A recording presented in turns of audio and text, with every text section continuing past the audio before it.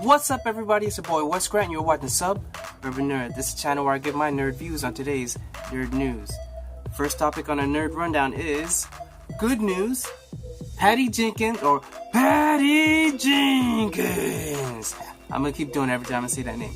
Well, she has finally closed the deal to get, yes, that's right, to get that money that she so deserves, because they didn't lock her down for the second for the Wonder Woman movie that she directed, which is stupid. Warner Brothers, what are you doing? So all I know is, all I have to say about this is, Patty Jenkins, this is a song for you.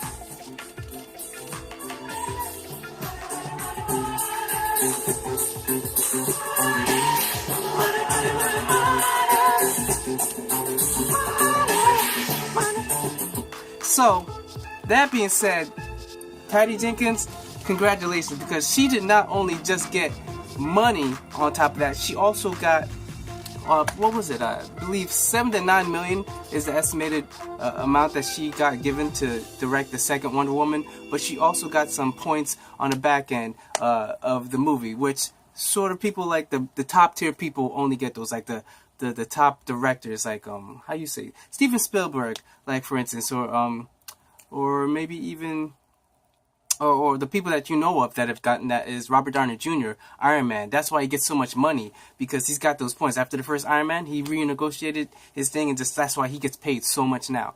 So, she's gonna make money, but she's gonna make a whole lot more money on the back end of that. So as far as her, like I said, congratulations, because she deserves it. Wonder Woman, like I said, one of my favorite movies of this year. As far as that, that's all I have to say. Good on you. The next up is, what's the name? Rian Johnson. I spoke about this, I believe, was that last week or probably yesterday, but I spoke how Colin Trevorrow is not going to be. He was taken off directing Episode 9 of Star Wars because of creative differences. So he's out. A lot of people are trying to figure out who's going to be. People wanted Spielberg. I was saying Rian Johnson was probably top front, because they thought, everyone's saying that he did a good job with The Last Jedi. But personally, I was already saying that, J.J. Abrams would probably be best, because he started this whole new thing, so kind of just finish it up. It would make sense. So Rian Johnson said that he was not thinking about it, and makes sense, because it's like after running a marathon, do you want to just be like, yeah, I'm going to run the next one tomorrow? No, you need some time to yourself. So some people thought he was maybe renegotiating to get some of the extra money, sort of like Patty Jenkins just did. But, he's saying that, he might step back. He's not saying he's going to do it, not saying he's not going to do it, but he officially said he's not going to do it. And, hey, that's his choice. If he doesn't want to do it, he's already done one Star Wars movie. And if it's great, he'll be remembered as a great director for Star Wars. So as far as that goes, he doesn't have to prove anything else if he did as good as a job as people say that he did for Last Jedi. But all onto the other side, the other news leading into this is J.J. Abrams says, yes, I'm doing it. Because they asked him, and he said even before, he kind of probably wanted to do all three of them, but he had to give it away to Rian Johnson, and then it was going to be Colin Trevorrow, and he felt a certain way, but he was willing to let it go. You know what I'm saying? He did start it. But now that they give him a chance, he's definitely willing to, because he was actually going to take a break from directing to enjoy his time with his family. But he said if he was going to step away from that, the only thing to do it is Star Wars. And yep, Star Wars came knocking at his door. So I'm pretty sure, like, I like the Force Awakens, and I'm pretty sure that, like, even if you had issues with The Force Awakens, because I sort of had issues, like the whole CG, like, monster ball, meatball shit that's rolling through not a lot of people like that. And JJ himself even realized that, you know what, that might not have been, like, the best thing to do. So he's learning. And the whole thing with Han and no railings for when Ben, spoilers, killed him. But yeah, he even noticed, he knows what issues and what mistakes he made, which would make him even better for this movie, because he will know what not to do now. He took notes, he paid attention, he's going to get it right. He's going to get it perfect. Well, hopefully perfect. Close to perfect as he can get it, because nobody does perfect majority of the time. But as long as he does another great movie, I'm down for it. So that's as far as with the Star Wars. On to the next news. Stan Lee was at WonderCon, was it? A Wizard World in Nashville, and at a panel, and he was talking about, his life. Stan Lee's always talks about things, and he mentioned that he's next door neighbors with Leonardo DiCaprio, and Leonardo DiCaprio, like, apparently is a big geek or nerd. Like, he has a bunch of Marvel posters and stuff over inside of his house, which I don't know if he has posters. He probably has like murals and paintings like by like world great artists, because Leonardo's got that type of money. I don't think he's going to Comic-Con and getting like a 12 by 24 poster and putting it up inside of his house. But hey, I could be wrong. Maybe he is a big geek. Maybe he is a nerd. Hopefully, maybe he'll find out about this channel and start watching it. And then people will be like, oh shit, Leonardo's watching this channel? Maybe I should too. Maybe I'll just put on the words. How about everybody just spread the word? But I'm not dependent on him for that. I'm doing it on my own, regardless. But yeah, Leonardo, I can see, because he was in talks, well, not in talks, but people wanted him to maybe do the Joker for Scorsese's Joker movie, which it isn't really Scorsese's. He was only producing. Todd Phillips is the one that was going to be directing. But yeah, Leonardo spoke to Stan Lee. Was like, yo, you know what? Yeah, like your life's mad interesting. I would love to play you one day. And then, Stan Lee was like, hey, you know what? That would be pretty good. How about like this? Just come to the audition and try out. And I'm telling you this right now. There is no trying out for Leonardo DiCaprio. Leonardo says he wants to do your role. Leonardo says he wants to play you. This is how it goes. Hey, I want to play the role of Stan Lee. You mind if I play you? Excelsior! Thanks. That's how it's gonna go, pretty much, because I don't see why anyone would stand a chance if Leonardo wants to go play Stan Lee. That's just, it's already saying Oscar, because Stan Lee has been through the whole generation of comic books, he worked under Jack Kirby. He was the coffee boy. He worked his way up. He was going to retire.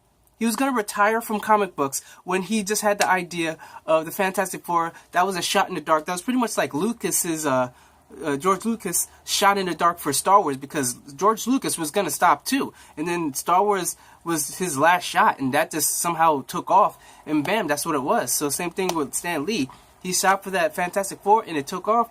And from then, the Marvel Universe was created, and he kept creating. So Stan Lee has been through every iteration of the comic book world, as far as how it evolved from campy to dark with with the Dark Knight Returns, and just up until now. You see him in every Marvel movie, pretty much. Like, that's even including the Fox Marvel, that's including the Sony Marvel, and then the Disney Marvel, and the Marvel Studios before it was with Disney. So he's pretty much in everything.